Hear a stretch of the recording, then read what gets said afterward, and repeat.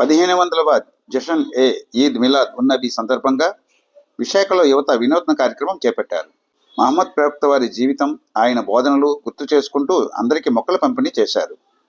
గాజువాక్ సమీపంలోని అహ్మద్ నగర్ యువత మహమ్మద్ ప్రవక్త వారు ఆచరించి బోధించిన శాంతి, దయ, ఐక్యత తదితర ఇస్లాం బోధనలు అందరికీ వినిపించడం ఆదర్శనీయం. ఈ కార్యక్రమంలో దానిష్ రాజా, షేక్ అలీ, షేక్ లతీఫ్, అలీషా, సలీం, ఇమ్రాన్లు పాల్గొన్నారు.